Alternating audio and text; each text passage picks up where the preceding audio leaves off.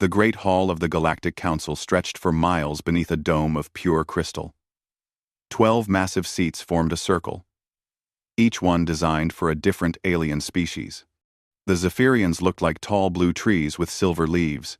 The Corvan delegations sat in their heavy armor that hid their true forms. The insect-like Threx clicked their mandibles nervously. Each race had ruled parts of the galaxy for thousands of years. Today, they were all afraid of humans. Chancellor Vex Thara of the Zephyrians stood at the center of the circle. His voice carried across the hall like wind through metal. We are here to discuss the human problem. In 200 years, they have spread to 47 star systems. They refuse to follow our laws. They change everything they touch.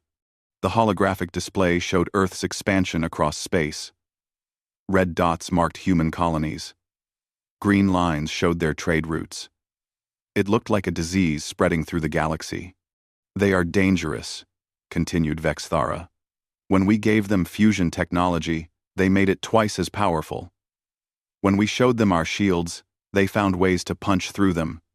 They ask why not when we say something is impossible. Commander Gruth of the Corvan Empire slammed his armored fist on his chair. My engineers studied their ships. They use mining lasers as weapons.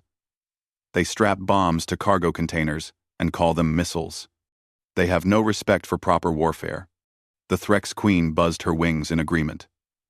They trade with everyone, even the outcast species we banned from the galaxy. They say business is business. They have no understanding of proper order. Only one voice spoke against the growing anger. Ambassador Lythe of the Keth Mori was the youngest member of the council. Her people had only joined 50 years ago. Perhaps we judged too quickly. The humans have brought new ideas. Their medicine has saved millions across the galaxy. Their farming techniques have ended hunger on 12 worlds. Vex Thara's silver leaves rustled with displeasure. They disrupt the natural order. The galaxy was peaceful before they arrived. Now, every minor species thinks they can challenge the old ways. The humans give them hope for change. This cannot continue. The council voted. One by one, the ancient races chose to act against humanity. Zephyrians voted yes. Corvan voted yes. Threx voted yes. 9 more races followed. Only the Keth Mori refused to vote. 11 votes in favor. The motion passes, announced Vex Thara. We will give humanity one final chance to submit to proper authority. The great doors opened. Ambassador Sarah Chen walked in alone. She was a small human woman with gray hair and calm eyes.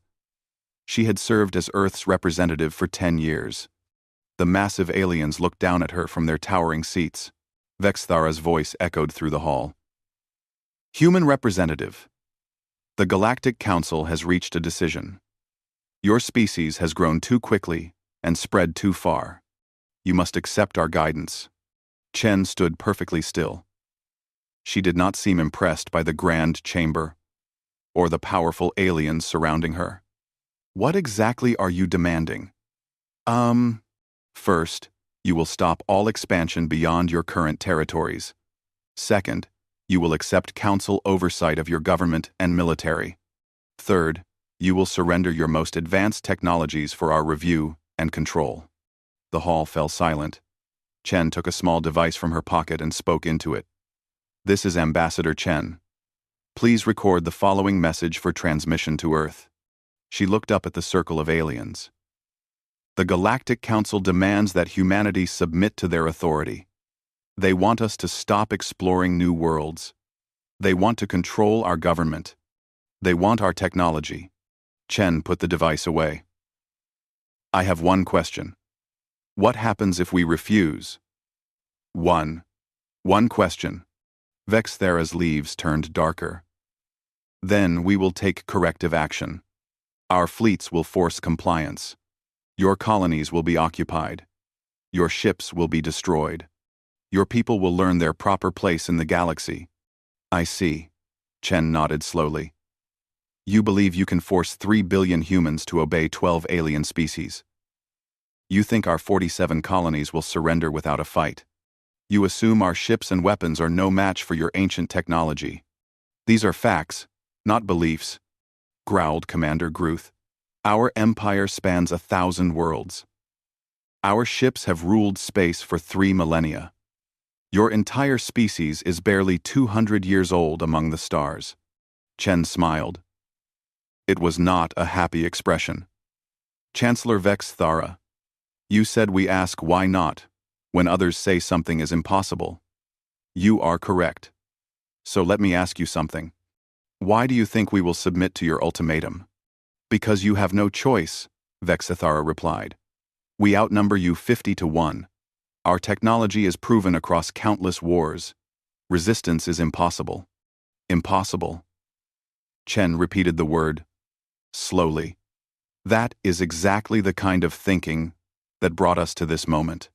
You see, Chancellor, you have made one critical error in your calculations. The alien leaders leaned forward. Ambassador Lith of the Kethmori watched Chen with worried eyes.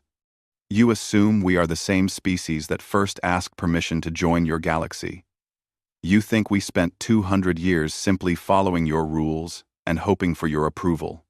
But humans have a saying, hope for the best, prepare for the worst. Chen turned slowly, making eye contact with each alien representative. We hoped you would accept us as equals. We prepared for the day you would try to make us your slaves. The temperature in the hall seemed to drop. Chen's voice carried clearly to every corner of the massive chamber. You have made your position clear. We will make ours equally clear. Earth's answer to your ultimatum will arrive within 72 hours. I suggest you prepare carefully for what comes next. She walked toward the great doors. Before leaving, she turned back one last time. Oh, and Chancellor, you might want to check on your trade routes. I have a feeling you are about to discover just how much you depend on impossible human innovations. The doors closed behind her with a sound like thunder.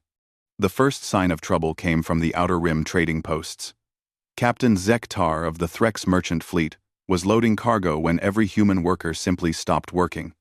They set down their tools, walked to their ships, and left without saying a word. Where are they going? Zektar demanded of his Threx crew chief. The crew chief buzzed nervously. Sir, the humans are not answering communications.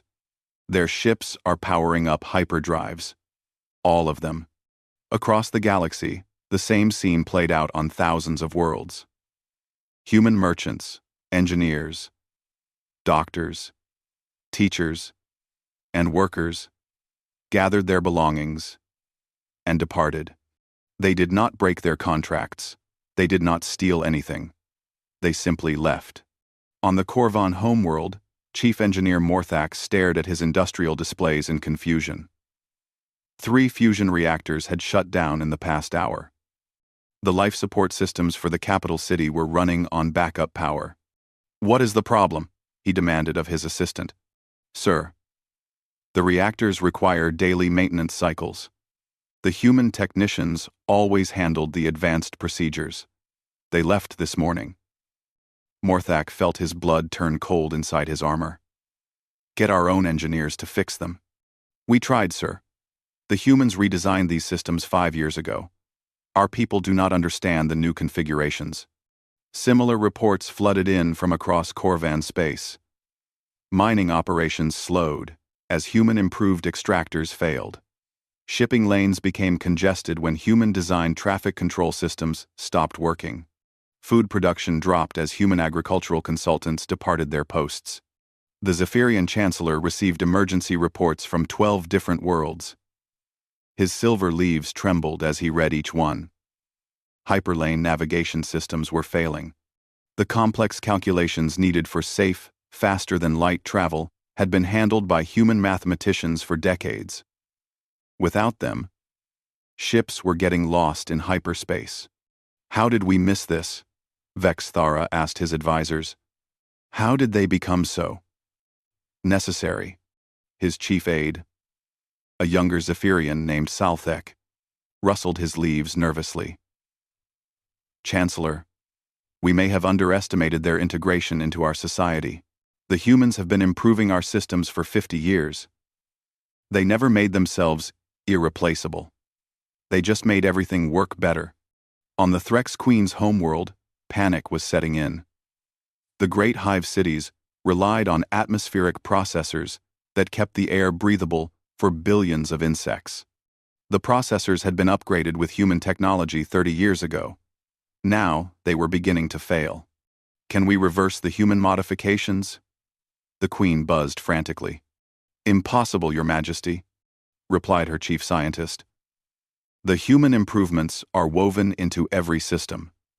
Removing them would require rebuilding everything from scratch. That would take years.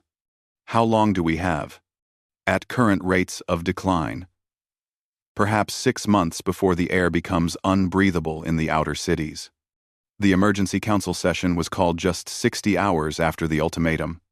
Representatives appeared via hologram from across the galaxy. Many looked desperate. Report, commanded Chancellor Vex Thara, though his usual authority seemed shaken. Commander Gruth spoke first. His armor looked dull, as if he had not been maintaining it properly. The humans have withdrawn from all Korvan territories. Our industrial output has dropped 40%. Our military shipyards cannot produce new vessels without human-designed fabrication systems. The Threx Queen's hologram flickered with interference. Our hive cities are failing. The humans did not sabotage anything. They simply stopped maintaining systems they had improved. We are poisoning ourselves with our own atmosphere. One by one, the ancient races reported similar disasters. Transportation networks failing. Power grids overloading. Medical equipment breaking down. Food distribution systems collapsing. Not because of attacks or sabotage, but because of absence. Where are the humans now? Vex Thara asked. Gone, reported the Zirion representative. Every human ship has vanished from our sensors.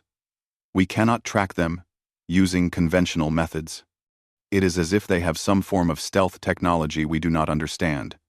Ambassador Lith of the Kethmori spoke quietly. Perhaps I can provide some insight. All eyes turned to the youngest council member. Vex Thara's leaves darkened. Speak. Close. The humans approached my people 50 years ago. They offered friendship and trade. They shared technology freely. They asked only that we observe and remember. Remember what? Growled Commander Gruth. How they prepare. How they think. How they plan for possibilities others ignore. Lyth's voice was steady but filled with regret. They knew this day might come. Every improvement they made to your systems included hidden protocols. Not sabotage. Not viruses. Simply dependencies. The council chamber fell silent except for the hum of failing equipment. Lyth continued. They made themselves valuable.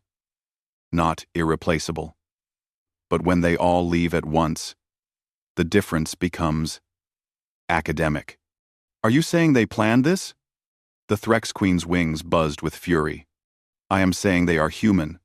They hope for the best, but they always prepare for the worst. Chancellor Vex Thara struggled to maintain his composure. How long have the Kethmori been working with them? We are not working with them, Lith replied. We are learning from them. There is a difference. Emergency reports continued flooding in. Trade routes collapsed as human merchants disappeared. Scientific research stopped as human consultants vanished. Even simple entertainment systems failed as human programmers withdrew their ongoing support. The galaxy that had run smoothly for 3,000 years was grinding to a halt in less than 3 days. We must find them, declared Vex Thara. Deploy the enforcement fleets. Bring them back by force if necessary. Sir, interrupted his aide Salthek, there is one more problem. What now? The enforcement fleets are having engine troubles. The hyperdrive systems were upgraded with human technology 15 years ago.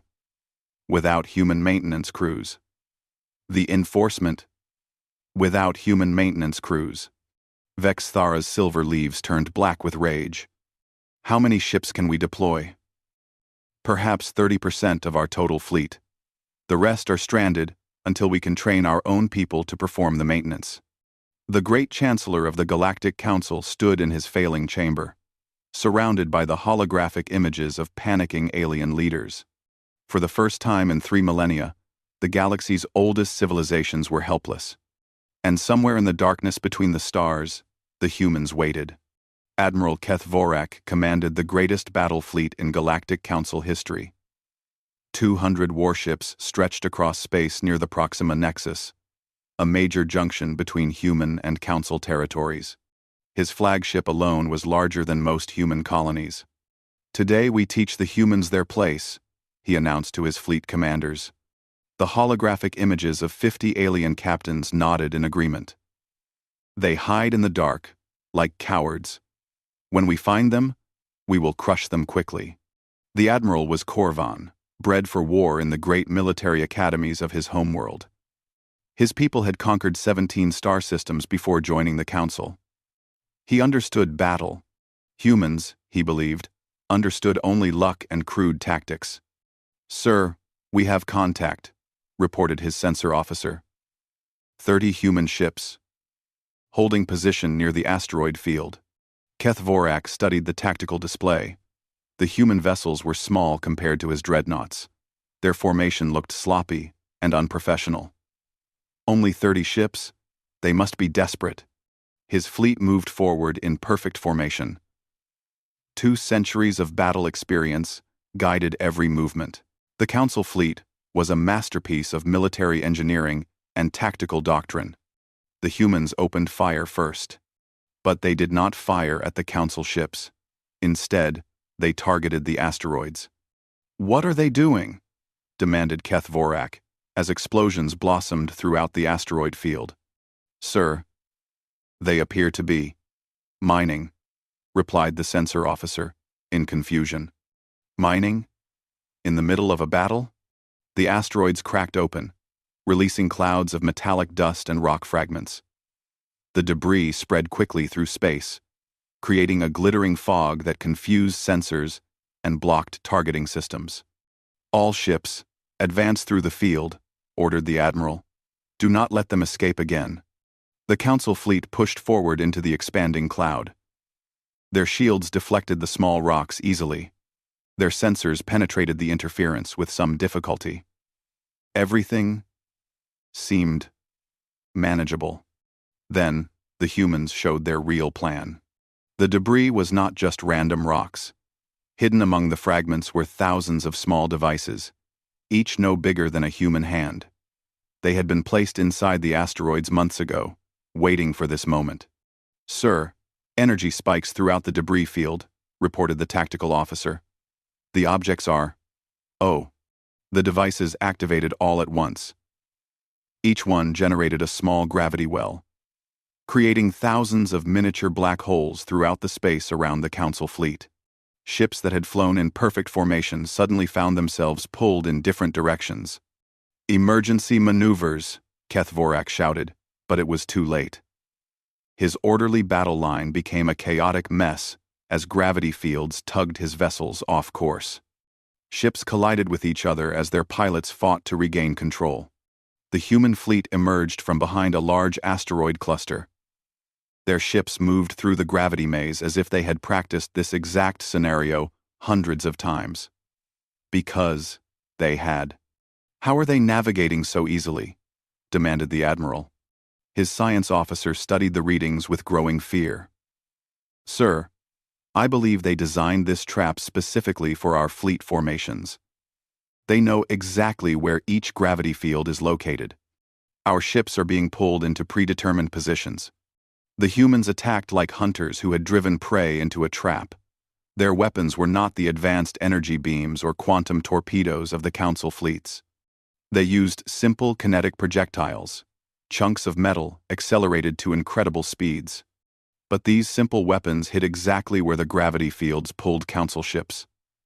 The humans had calculated every trajectory in advance. Admiral Keth Vorak watched in horror as his mighty dreadnoughts were systematically destroyed by what amounted to very fast rocks. "Return fire," he ordered. Desperately. The Council ships tried to fight back, but their targeting systems could not lock onto the human vessels. The humans used the same gravity fields that trapped the Council fleet to slingshot their ships at impossible angles. They moved like dancers through a deadly maze only they understood. Captain Velthos of the destroyer Crimson Blade managed to target a human cruiser. His plasma cannons fired at full power, enough energy to vaporize a small moon. The beams struck the human ship directly. The plasma blast bounced off. Impossible! Velthos stared at his instruments.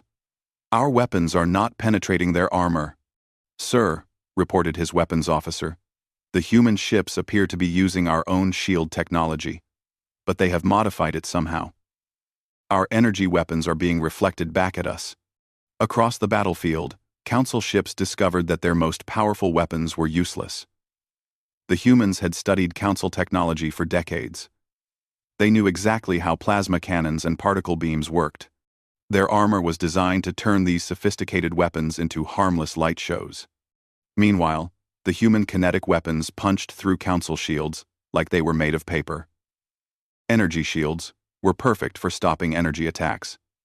They did nothing against fast-moving chunks of metal. Admiral Keth Vorak realized with growing terror that his fleet was being taken apart by an enemy that fought like no one he had ever encountered.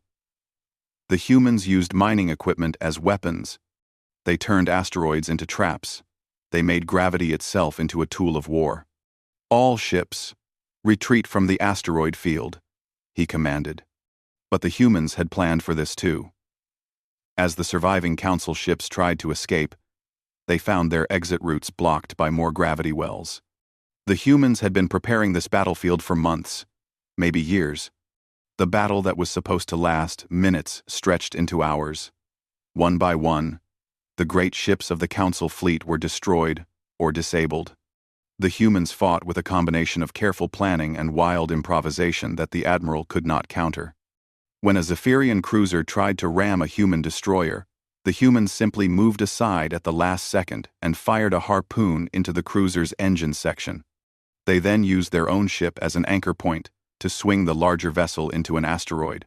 When a Threx swarm ship released thousands of fighter drones, the humans activated electromagnetic pulse devices hidden throughout the debris field. The drones fell dead in space, and human salvage ships immediately began collecting them for study.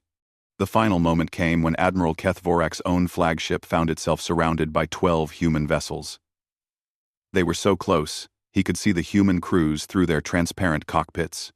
Young faces, calm and professional, carrying out the systematic destruction of the galaxy's most powerful fleet.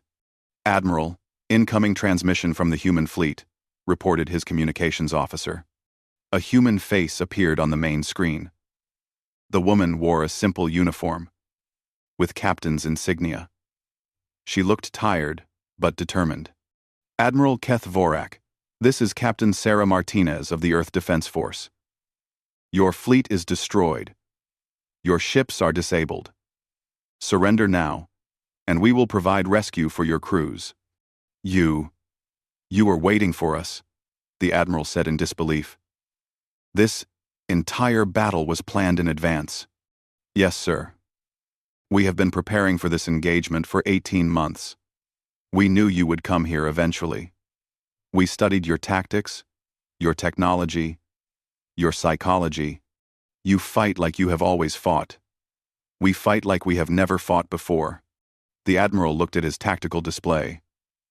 Of 200 ships, only 15 were still functioning. The humans had lost 4 vessels. How? He whispered. You asked the wrong question, Admiral. You asked how to defeat us. We asked how to make sure we never lose. There is a difference. As rescue shuttles from the human fleet moved to collect Council survivors, Admiral Keth Vorak realized that everything the Council believed about warfare, about technology, about superiority, had just been proven wrong by a species they considered primitive. The hunters had indeed become the hunted. The emergency council meeting took place in a small chamber deep beneath the capital city of Zephyr Prime. The great crystal hall had been destroyed 3 days earlier when human ships appeared in orbit and disabled the planetary defense systems without firing a single shot. They had simply broadcast the correct shutdown codes. Chancellor Vex Thara looked older than his 800 years. His silver leaves had turned gray with stress. Around the table sat holographic images of the surviving council members. Half the seats were empty. "Report our current situation," he commanded weakly. Commander Gruth spoke first. His armor was cracked and dirty. "The Corvan defense fleet is destroyed. 7 of our worlds have surrendered to human forces. The humans occupy our shipyards, but they have not harmed our civilians." The Threx Queen buzzed sadly. 15 hive worlds have joined the human alliance willingly. The humans offered to fix our atmospheric processors in exchange for cooperation. Our people chose survival over loyalty to the Council. Vex Thara's leaves rustled with bitter laughter. "Cooperation. They speak of cooperation, while they destroy everything we built." "Chancellor," interrupted a new voice. Ambassador Lith of the Kethmori had been silent for most of the war. Now, she spoke with quiet authority. "I believe it is time to share what my people know about humanity." "Speak," Vex Thara said. "There can be no more secrets now." Vex Thara. Vex Thara. Lith activated a holographic display that showed detailed files on human activities across the galaxy. 50 years ago, humanity made first contact with the Council. They seemed eager to please, willing to follow any rule you set. But my people were assigned to watch them carefully. The display showed human diplomats meeting with Council representatives, trade agreements, technology exchanges, cultural programs. Everything looked normal. "We noticed small things," Lith continued. "Human engineers always asked for complete technical specifications, even for simple tasks. Human merchants inquired about shipping schedules across the entire galaxy. Human scientists studied every species they encountered, not just their biology, but their psychology and behavior patterns." Commander Gruth leaned forward. "You think they were gathering intelligence. I know they were gathering intelligence. Every human who entered Council space was collecting information. They mapped our infrastructure, learned our weaknesses, studied our methods of thinking and fighting. New images appeared showing human facilities on dozens of worlds. What looked like simple research stations and trading posts were actually sophisticated listening centers. They have been preparing for this war since the day they met us," Lyth said. "Every treaty they signed included clauses that gave them access to our supply lines.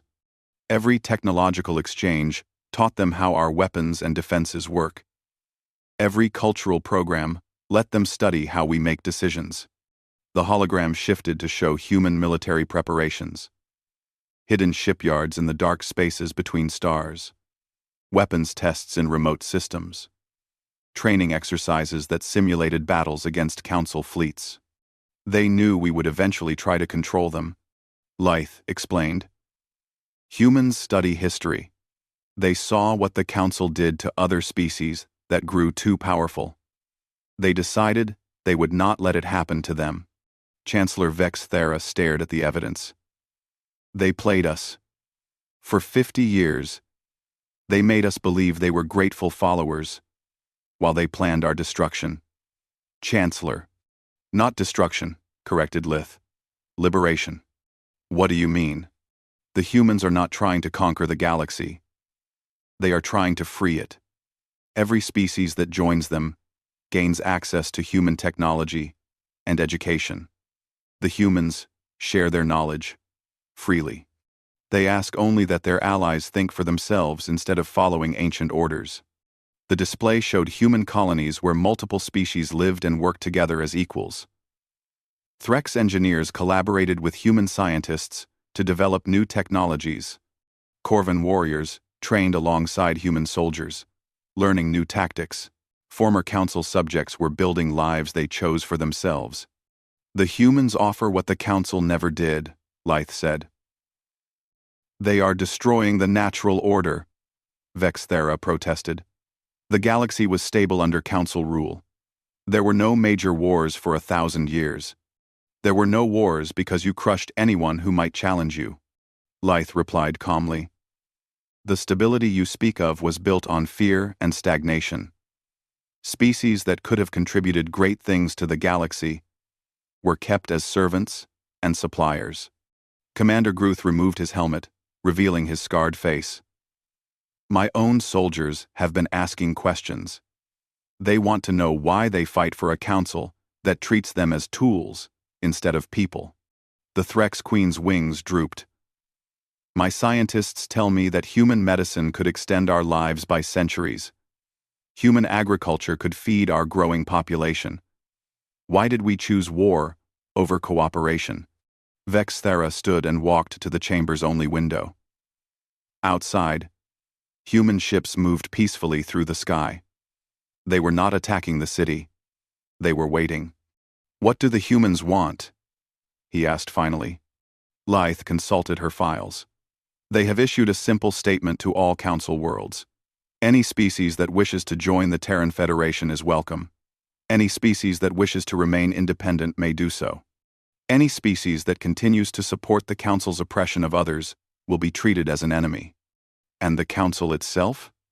They offer us the same choice they offer everyone else. Join them as equals, or be left behind as the galaxy moves forward without us.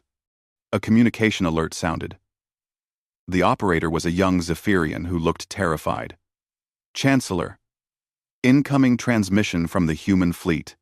Put it through. Ambassador Sarah Chen appeared on the main screen. She looked exactly as she had 6 months earlier when she received the Council's ultimatum. Calm, professional, and completely in control. Chancellor Vexthera, I hope you are well. What do you want? Vex, Thara asked, bitterly. To offer you the same thing we offer everyone, a chance to build something better than what came before. You have destroyed the Council. You have scattered our fleets. You have turned our subjects against us. What is left to build? Chen's expression softened slightly. Chancellor, the Council was never the enemy. The system was the enemy. A system that said some species were born to rule, while others were born to serve. A system that punished innovation and rewarded blind obedience. We brought order to the galaxy. You brought stagnation. You turned proud civilizations into dependent children. You convinced them that safety was worth more than freedom. Chen leaned forward. But it is not too late. Your people have great wisdom and knowledge. They could contribute so much to a free galaxy. We do not want to destroy the Zephyrians or the Corvins or any other species. We want to liberate them. Vexthara was quiet for a long moment. Around the table, the remaining council members watched and waited. What would happen to us? To the leaders who opposed you? That would be up to your own people to decide. Democracy is messy and sometimes unforgiving, but it is honest. Thanks for watching. End quote. 47 Bye. And bye well. The communication ended. Vexthera stood alone in the failing chamber of a dying empire, surrounded by the evidence of humanity's complete victory. Ambassador Lyth, he said finally, when did your people choose to ally with the humans? The day we realized they offered us something the Council never could. Which was a future worth living. 1 year later, Ambassador Sarah Chen stood in the same crystal hall where the Council had once voted to destroy humanity. But now the hall looked very different. The 12 ancient thrones had been replaced with a simple circular table. Representatives from 47 species sat as equals, discussing trade agreements and scientific cooperation. The Galactic Council was dead. In its place stood the Free Worlds Assembly. Chen watched as a young Threx scientist presented her research on quantum communication to a mixed audience of humans, Keth Mori, and former Corvin engineers. The presentation was translated into 16 different languages in real time. Questions came from species that had never been allowed to speak in council chambers. "It is remarkable," said Ambassador Leith, joining Chen at the observation platform. 6 months ago, that Threx researcher was forbidden to study quantum physics. The council said her people were not suited for advanced science. How many brilliant minds did the council waste over the centuries? Chen wondered aloud. How much progress was lost because someone decided certain species were inferior? Below them, the assembly continued its work. A Zephyrian botanist was explaining how human agricultural techniques could be adapted for different atmospheric conditions. A human engineer was learning about Corvin metallurgy methods that could improve ship construction. Knowledge flowed freely in all directions. The integration has been faster than anyone predicted, Lith reported. 17 former council worlds have applied for Federation membership. 23 more have established independent governments. Only 3 systems still support the old regime. Chen nodded. The transformation had been swift, but not without challenges. Some species struggled with the concept of self-governance after millennia of following orders. Others found the sudden freedom overwhelming. But humanity had learned from Earth's own difficult transition to democracy. Patience and support were helping the galaxy's people find their own paths. What about the resistance? Chen asked. Shrinking daily. Admiral Keth Vorak has become quite effective as a human ally. His broadcasts to Corvan soldiers have convinced most of them to lay down their weapons. Apparently, being treated with respect is a new experience for him. The former admiral had surprised everyone. After his capture at Proxima Nexus, he had expected execution or imprisonment. Instead, the humans offered him a choice: help rebuild the Corvan military as a defensive force, or remain a prisoner of war. He chose to help. His first act was to outlaw the use of soldiers as slave labor, something the old council had required. A soft chime indicated an important announcement. The assembly hall fell silent as Chancellor Vex Thera approached the speaking platform.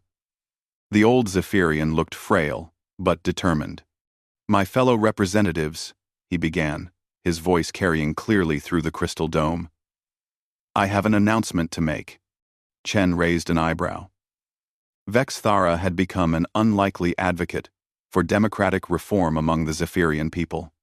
His own government had voted him out of power, but they had also asked him to serve as their representative to the Free World's Assembly. After much consideration, the Zephyrian Republic has voted to join the Terran Federation as a full-member world, he announced. The hall erupted in applause. Species that had been enemies 1 year earlier now celebrated together. Chen felt a deep satisfaction watching former council leaders work alongside former subjects as equals. But one seat at the table remained empty. "Any word from the Zirion Empire?" Chen asked Lythe quietly. "They refuse all contact. Intelligence suggests they are building a fortress in the Outer Rim, preparing for a final stand." The Zirions were the oldest member of the council, proud beyond measure and convinced of their racial superiority. They had ruled the galaxy when most other species were still discovering fire. The idea of equality with younger races was simply unacceptable to them. "Let them go," Chen said sadly. "We cannot force freedom on those who do not want it." The assembly session continued with reports from newly independent worlds. A former mining colony had developed new energy production methods. An agricultural world was sharing food with systems still recovering from the war. Scientific discoveries were being transmitted freely across the galaxy. Ambassador Chen called Assembly Speaker Dal Thara, a former council bureaucrat who had embraced democratic principles. "We would like your thoughts on the new colony protection protocols." Number 1. Chen moved to the platform. Looking out at the diverse gathering of alien representatives, she remembered the day she had stood in this same place receiving the council's ultimatum. The contrast was striking. "The protocols look excellent," she began. "But I suggest one addition. Any new species that achieves spaceflight should be offered immediate membership in the assembly. regardless of their technological level or cultural differences. A Corvan representative raised his armored hand. What if they are hostile? What if they refuse cooperation? Then we treat them with the same respect we show all independent peoples, Chen replied. We offer friendship and trade. We share knowledge freely. We protect ourselves if necessary, but we never try to control others. Even if they are dangerous? Asked the Threx researcher. Chen smiled. The Council thought humanity was dangerous. They were right. We are dangerous to anyone who tries to enslave free peoples, but we have proven that the most dangerous thing in the galaxy is not weapons or technology. It is hope. The Assembly voted unanimously to approve the expanded protocols. As the session ended, representatives gathered in small groups to continue their discussions. Former enemies worked together on joint projects. Ideas flowed across species barriers that had existed for millennia. Chen walked slowly through the hall, observing the transformation that had taken place. Near the exit, she found Chancellor Vex Thara standing alone, staring at a memorial wall that listed all the beings who had died in the war. Do you regret it? He asked without turning around. All the death and destruction? Could we not have found another way? Chen considered the question carefully. I regret every life lost, but I do not regret fighting for freedom. The Council had thousands of years to choose cooperation over domination. You chose otherwise. We thought we were maintaining stability. You were maintaining your own power. There is a difference. Vex Thara's silver leaves rustled softly. What will you do now, Ambassador? The galaxy is at peace. Your mission is complete. Chen looked out through the crystal dome at the stars beyond. Human ships moved alongside Keth Mori vessels and Threx transports in busy shipping lanes. The galaxy was more active and prosperous than it had been in centuries. Our mission is just beginning, she said. There are thousands of species out there who have never heard of democracy or freedom. There are worlds where people suffer under tyrants who learned from the Council's example. There is an entire universe waiting to be liberated. And humanity will take on that burden? Not humanity alone. All of us together. Every species that chooses freedom over servitude. Every world that believes in cooperation over domination. The Terran Federation is not a human empire. It is a community of free peoples working toward a better future. As they spoke, a communication alert sounded. The operator's face appeared on a nearby screen. Ambassador Chen, we have contact with a previously unknown species in the Andromeda sector. They appear to be enslaved by a militaristic empire, similar to the old Council. Chen and Vex Thara exchanged glances. The old Chancellor's leaves brightened with something like anticipation. Prepare a diplomatic mission, Chen ordered. Full assembly representation. We have new friends to meet. As they walked toward the exit together, the former Chancellor asked one more question. Why do humans fight so hard for strangers? Why risk everything? For people you have never met. Chen paused at the great doors that had once sealed the Council's power. Now, they stood open permanently, welcoming all who sought freedom. Because we remember what it felt like to be weak. We remember what it was like to face an enemy who seemed impossible to defeat. But most importantly, we remember that no one is truly free until everyone is free. The doors closed behind them, but not in finality. They would open again tomorrow, and the next day, and every day after that. The galaxy had learned that freedom was not a destination, but a journey. And humanity would walk that journey alongside anyone brave enough to take the first step. In the vast darkness between the stars, new civilizations waited to discover that impossible things were simply challenges that no one had solved yet. And somewhere in that darkness, human ships carried a simple message to anyone willing to listen. The galaxy belongs to all who have the courage to be free.